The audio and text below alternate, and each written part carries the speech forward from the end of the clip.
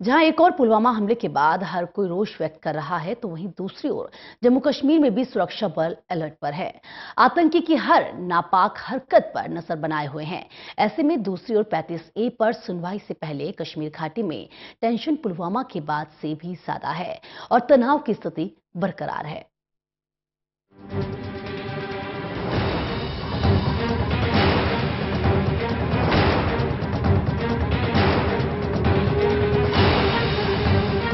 जम्मू कश्मीर में पुलवामा आतंकी घटना के बाद से तनाव की स्थिति बनी हुई है। आतंकी संगठन जैश-ए-मोहम्मद की ओर से इस हमले की जिम्मेदारी लेने के बाद से प्रधानमंत्री नरेंद्र मोदी समेत पूरा देश गुस्से में है।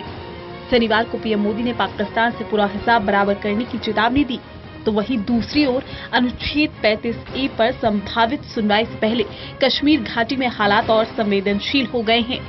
सोमवार को संविधान की धारा 35A पर सुप्रीम कोर्ट में सुनवाई होना संभावित है और इससे पहले सरकार ने अलगाववादियों के खिलाफ बड़ी कार्रवाई की और 150 से अधिक लोगों को हिरासत में लिया। इससे शनिवार को कश्मीर घाटी में तनाव काफी ज्यादा देखने को मिला। शांति व्यवस्था के मद्देनजर सरकार ने घाटी के इलाकों में धारा 144 लागू कर दी है। अतिरिक्त फोर्स भी तैनात। घाटी में कानून और व्यवस्था बनाए रखने के लिए अर्धसैनिक बलों की 100 अतिरिक्त कंपनी यानी कि 10,000 जवानों की तैनाती की गई। सेना और पुलिस हर संदिग्ध गतिविधियों पर नजर बनाए हुए है।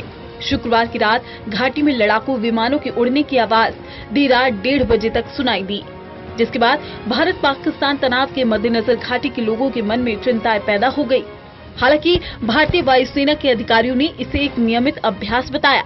जरूरी चीजों के इस्तेमाल का आदेश। सरकार की तरफ से स्थानीय प्रशासन को बुनियादी चीजों के इंतजाम करने के निर्देश दिए गए। प्रशासन से दवा और खाने पीने की जरूरी चीजों का स्टॉक रखने के लिए कहा गया है। हालांकि महबूबा ने जताई नाराजगी। सरकार ने अनुच्छेद 35A पर सुनवाई से पहले यासिन मलिक समेत कई अलगाववादी नेताओं को गिरफ्तार किया। हालांकि पुलिस ने इसे नियमित प्रक्रिया करार देते हुए कहा कि कुछ नेताओं और संभावित पत्थरबाजों को हिरासत में लिया गया है, लेकिन अलगाववादी नेताओं को गिरफ्तार करने का सरकार का कदम घाटी में नेताओं को रास नहीं आ रहा। पूर्व मुख्यमंत्री महबूबा मुफ्ती ने इसे लेकर भी नाराजगी जाहिर की। महबूबा ने ट्वीट किया, पिछले 24 घंटों में हुर्रियत नेताओं और जमात संगठन के कार्यकर्ताओं को गिरफ्तार किया गया। इस तरह की मनमानी कार्रवाई को समझ नहीं पा रही हूँ। इससे जम्मू कश्मीर में केवल हालात जटिल ही होंगे। किस कानूनी आधार पर उनकी गिरफ्तारी न्यायोचित ठहराई जा सकती है? आप एक व्यक्ति को हिरासत में रख सकते हैं, लेकिन उनके विचारों को नहीं। मीरवाइज ने कहा, ऐसे तो स्थिति और खराब होगी। वहीं हुर्रियत कॉन्फ्रेंस के नरमपंथी धड़े के अध्यक्ष मीरवाइज उमर फारूक ने JKLF प्रमुख यासिन मलिक को हिरासत में लेने और जमात-ए-इस्लामी जम्मू एंड कश्मीर के नेताओं पर छापेमारी के खिलाफ नाराजगी जाहिर की है। मीरवाइज ने कहा कि बल प्रयोग और डराने से स्थिति केवल खराब ही होगी। मीरवाइज ने ट्विटर पर लिखा, जमात-ए-इस्लामी नेतृत्व और इसके कार्यकर्ताओं पर रात में हुई कार्रवाई और यासिन मलिक की गिरफ्तारी की कड़ी निंदा करता हूँ। कश्मीरियों के खिलाफ इस तरह की गैरकानूनी और कठोर उपाय निरर्थक है और जमीन पर वास्तविकताएं नहीं बदलेगी। बल प्रयोग और डराने से स्थिति खराब होगी। JRL ने बुलाया है बंद। इस बीच अलगाववादियों की संगठन ज्वाइंट रजिस्ट्रेट लीडरशिप ने रविवार को घाटी में बंद बुलाया। JRL ने कहा, मनमानी ढंग से की गई गिरफ्तारी, रात में छापेमारी, राज्य में दमन, हत्या और सेंसरशिप के चलते लोगों के बीच असुरक्षा और अनुच्छेद 35A के साथ किसी तरह की छेड़छाड़ के विरोध में 24 फरवरी को हड़ताल भी हुई। सोमवार को बड़ी बैठक, सीतारमण भी रहेंगी मौजूद। आपको बता दें, कश्मीर में अलगाववादियों से सख्ती से निपटने के साथ ही सुरक्षा बलों का आतंकवाद के खिलाफ ऑपरेशन भी लगातार जारी है। शुक्रवार को सोपोर में सुरक्षा बलों ने जैश-ए-मोहम्मद के 2 आतंकियों को मौत के घाट उतार दिया। पुलवामा हमले पर सोमवार को बड़ी बैठक भी बुलाई गई है। दूतावास के रक्षा अधिकारियों के साथ ये बैठक बुलाई गई। इस बैठक में रक्षा मंत्री निर्मला सीतारमण भी मौजूद रहेंगी। फिलहाल पुलवामा हमले के बाद से ही पाक चौतरफा घिरा हुआ है और आतंकवाद को खत्म करने को लेकर सभी एकजुट है। Special desk, total news. Pulwama हमले के बाद से सभी की निगाहें जम्मू कश्मीर पर ही अटकी हैं। ऐसे में वहां होने वाली हर हलचल से सुबुगाहट शुरू हो जाती है। कश्मीर घाटी में एक असामान्य रहस्य बना हुआ है। आखिर क्या है वो, देखिए इस रिपोर्ट में।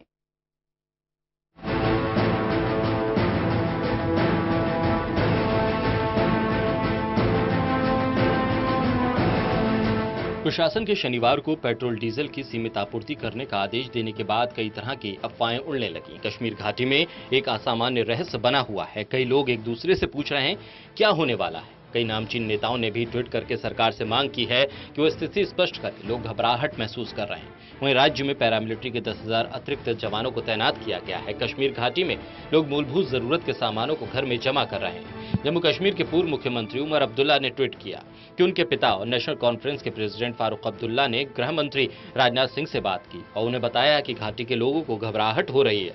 फारूक अब्दुल्ला ने सरकार से अपील की है कि वो बयान जारी करें और लोगों को आश्वस्त करें। वहीं सरकार के विभिन्न विभागों की ओर से दवा और खाने के सामानों के स्टॉक रखने के निर्देश जारी किए गए। डॉक्टरों की छुट्टियां रद्द की गई हैं। इसके बाद ऐसी अफवाहें उड़ रही हैं कि कश्मीर में कानून व्यवस्था की भारी समस्या होने वाली है। लोग पेट्रोल पंप के बाहर भी लाइन में खड़े दिखे ताकि तेल के स्टॉक जमा कर सकें। वहीं पुलिस ने कई अलगाववादी नेताओं को हिरासत में लिया है। जमाते इस्लामी के स्थानीय प्रमुख अब्दुल मजीद फैयाज समेत 150 एक्टिविस्ट पर कार्रवाई की गई है। जम्मू कश्मीर लिबरेशन फ्रंट के यासीन मलिक को भी गिरफ्तार किया गया। इसके अलावा अलगाववादियों की ओर से बंद बुलाया गया। शुक्रवार की रात श्रीनगर के लोगों ने आसमान में कई दिनों से अलग अलग गतिविधियों को नोटिस किया। फाइटर जेट और हेलीकॉप्टर गश्ते दिखे। बीते महीने सिविल सर्विस से इस्तीफा देने वाले शाह फैसल ने भी ट्वीट करके लिखा, हम बीती रात सोए नहीं और नहीं जानते कि अगली सुबह जीवित उठेंगे। लोग बाहर निकलने से बच रहे हैं। कोई बताएगा क्या होने वाला है। कश्मीर शांति चाहता है। ऐसे में प्रदेश के राज्यपाल सतपाल मलिक ने सभी अफवाहों पर विराम लगाया और लोगों से शांत रहने की अपील की। मलिक ने राज्य प्रशासनिक काउंसिल की अनौपचारिक बैठक बुलाई और पुलवामा हमले के बाद की जानकारी ली।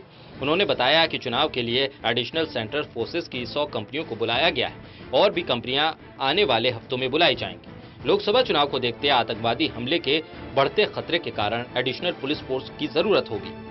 राज्यपाल ने लोगों से अपील की है कि फोर्सेस को लाए जाने को सिर्फ चुनाव की नजर से देखें।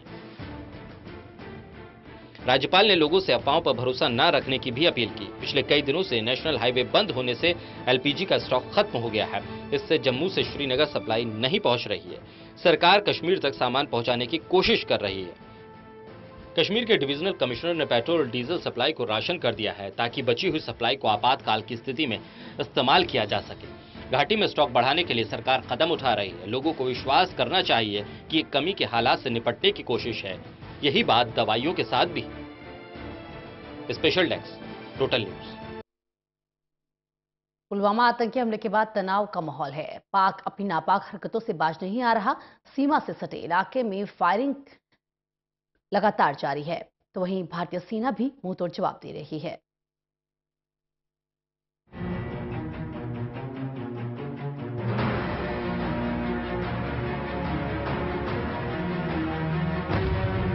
तनाव, दहशत, अफरा तफरी, यही माहौल है सरहद पर। पुलवामा आतंकी हमले के बाद अब हर दिन आक्रोश और सब्र के इंतहा से गुजर रहा है। सीमा से लगे इलाकों में तनाव बना हुआ है। पाकिस्तान लगातार फायरिंग कर रहा है।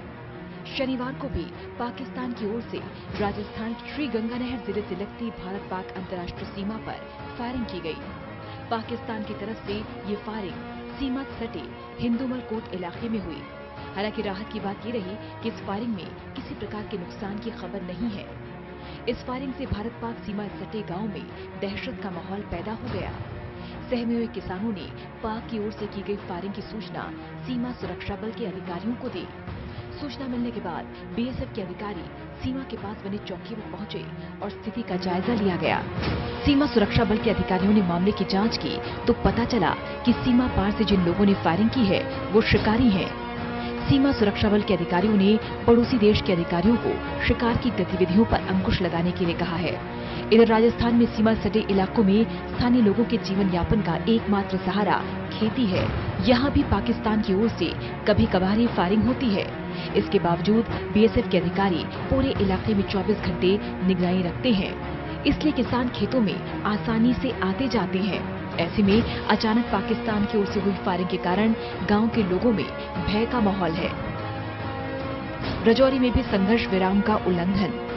इधर जम्मू कश्मीर के राजौरी में शनिवार को पाकिस्तान की ओर से फायरिंग की गई, जिसका भारतीय जवानों ने मुंह तोड़ जवाब दिया। पाकिस्तानी सैनिकों ने जम्मू कश्मीर के राजौरी जिले में नियंत्रण रेखा के पास स्थित चौकियों और गांवों को निशाना बनाया और संघर्ष विराम का उल्लंघन किया। अधिकारियों के बाद शाम लगभग 4:30 बजे पाकिस्तान ने बिना उकसावे के नौशेरा सेक्टर में एलओसी के पास मोर्टार और छोटे हथियारों से फायरिंग की। सेना इसका दृढ़ता और प्रभावी ढंग से जवाब दे रही है। पुलवामा हमले के बाद घाटी में सीमा पर हलचल बढ़ गई है। भारत ने भी जवानों को मुस्तैद रहने को कहा, साथ ही सेना को सामने से किसी भी हरकत की दुगने ताकत से प्रहार करने की खुली छूट दे दी है। जम्मू कश्मीर में भी आतंकी हमले के मद्देनजर छापेमारी और पुलिस द्वारा संदिग्धों को हिरासत में लेने का सिलसिला जारी है। इस बीच पीएम मोदी ने आतंकवाद और उसे बढ़ावा देने वाली ताकतों के खिलाफ बड़ी जवाबी कार्रवाई की बात कही। Special desk, total news. तो मैं आपको बता दें कि कश्मीर के पुलवामा जिले में सीआरपीएफ जवानों के काफिले पर हुए आत्मघाती हमले के बाद भारत में सरकार, लोगों और मीडिया के बीच गहमागहमी जारी है।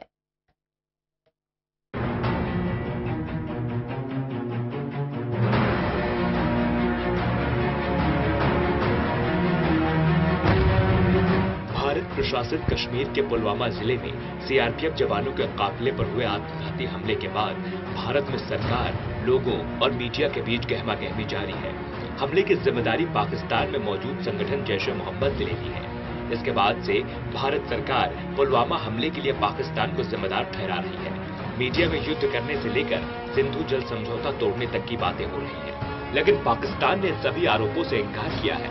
पाकिस्तान के प्रधानमंत्री इमरान खान ने हमले की सूरत में जवाबी कार्रवाई की चेतावनी भी दे डाली है।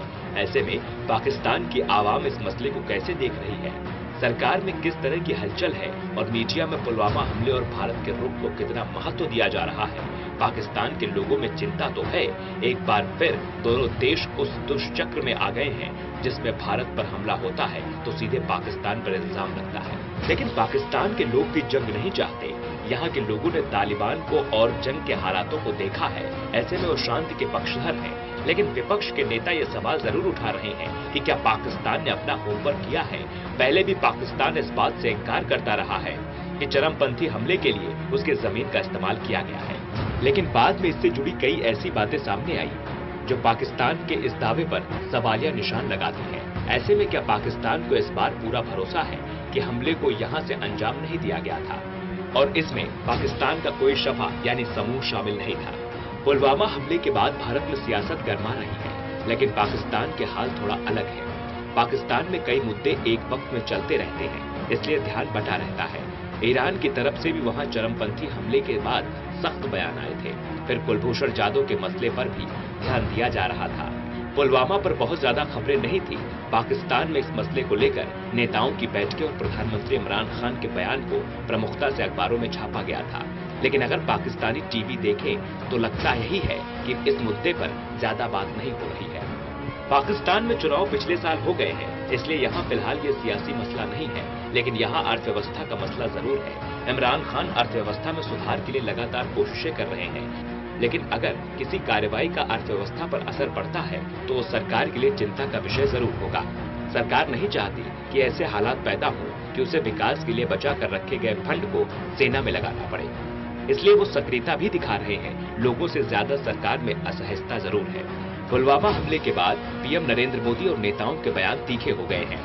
बार बार सेना को खुली छूट देने और जवाबी कार्रवाई की बातें हो रही हैं, लेकिन पाकिस्तान में इमरान खान का लहजा पहले जैसा ही है।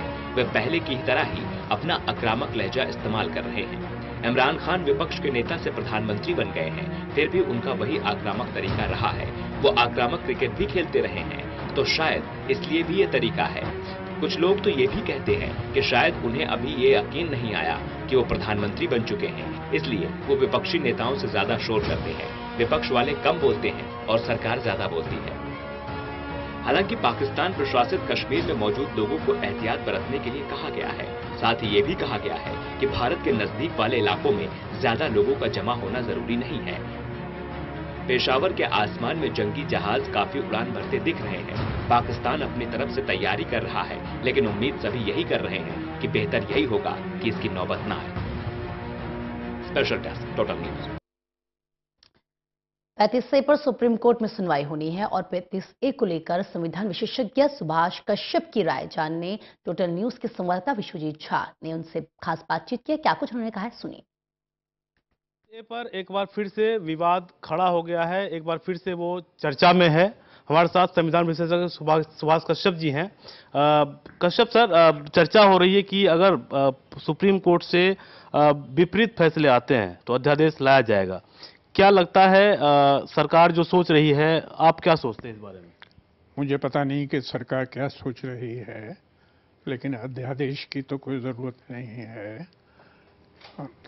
जो 35A की अगर आप बात करते हैं तो 35A जो कॉन्स्टिट्यूशन असेंबली ने कॉन्स्टिट्यूशन बनाया उसका पार्ट नहीं था और किसी कॉन्स्टिट्यूशनल अमेंडमेंट से भी नहीं आया।